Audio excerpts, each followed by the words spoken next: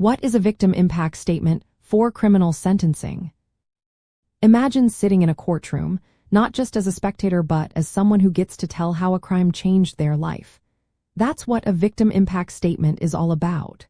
It's a way for victims or their families to share how the crime affected them physically, emotionally, financially, and socially. This statement is usually written down or spoken aloud during the sentencing phase of a criminal case. It helps the judge understand the real human cost behind the crime, beyond just the facts and evidence. Victim impact statements can include details like how the crime has changed a person's daily routine, caused emotional pain, or led to financial hardship. For example, a victim might describe how they lost their job or how they feel anxious or scared all the time. Sometimes, they talk about how the crime affected their relationships with family and friends. While these statements often include what the victim thinks the punishment should be, the court isn't required to follow their wishes. The main goal is to give the victim a voice and show the court the full impact of the crime. These statements can be submitted in writing or read aloud in court. If a victim feels uncomfortable speaking in front of everyone, a family member or an advocate can read it for them.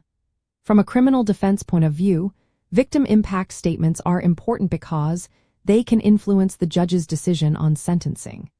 They highlight the human toll of the crime, which might lead to a harsher sentence if the court feels the harm was severe.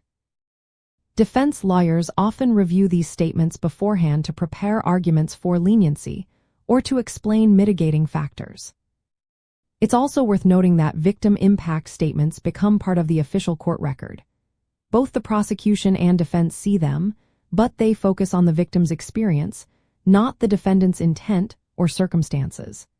Defense attorneys need to balance respecting the victim's voice while protecting the defendant's rights.